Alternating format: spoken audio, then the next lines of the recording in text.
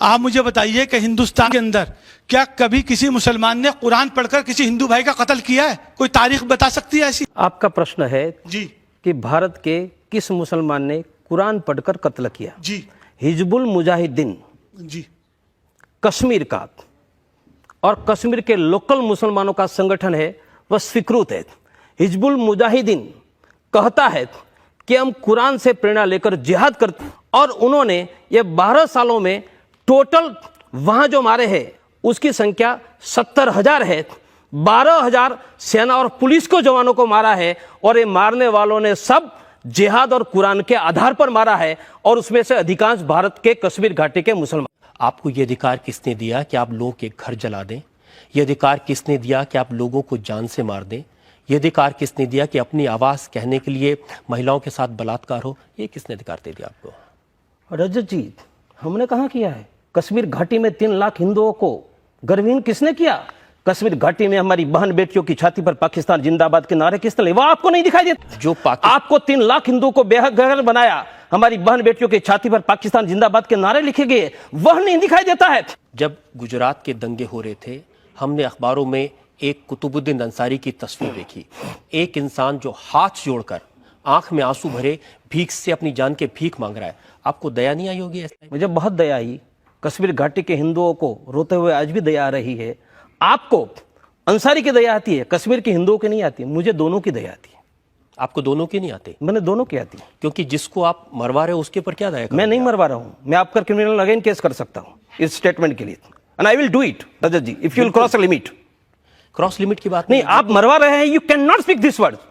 You have right as a journalist. Sir, मैं मरवा रहा हूं तो आई एम ए किलर। आपने जो काम किए हैं उसके लिए आपको किलर ना कहे तो क्या? कलकत्ता आपको नहीं दिखाई दे रहा? नोआखली आपको नहीं दिखाई दे रहा है?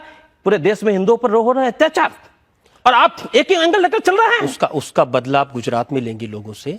नहीं, अगर एक जगह कहीं कुछ होगा, कहीं बदला नहीं लेना चाहिए, कहीं बदला नहीं लेना चाहिए। पर यह जिहाद की आंधी मोहम्मद बिन कासिम से आज तक चल रही है, उसको रोकने का किसी ने प्रयास किया है? आप लोग तो जिहादियों को डिफेंड कर रहे हैं। देवगढ़िया जी, कश्मीर में जो लोग कर रहे हैं वो बाहर से आए हुए मर्सनरीज हैं। किसने कहा? हमारे देश के लोग नहीं हैं। किसने कहा? अरे बाहर से आए हुए मर्सनरी है तो दिल्ली के कुछ मुसलमानों ने कश्मीर के हिंदुओं के लिए कुछ निकल ऐसी घटना सुनी? इराक में मुसलमानों पर हमला होता है तो दिल्ली में 1 लाख मुसलमान निकलते हैं। कश्मीर घाटी में हिंदू को घर से निकाल दिया, दिल्ली में किसी मुसलमानों ने कुछ निकाली? मुसलमान क्या करेंगे तो आप तय नहीं करेंगे ना? उनकी जो मर्जी होगी वो करेंगे। उनका वो गलत करेंगे वह नहीं कहेंगे, वह भी मुसलमान तय करेगा। आप तय करेंगे क्या? ना, आप तय करिए और उनको कहिए अगर गलत कर रहे हैं, लेकिन मारने का अधिकार नहीं। हमने कहा मारा है? एक उदाहरण दिखाओ।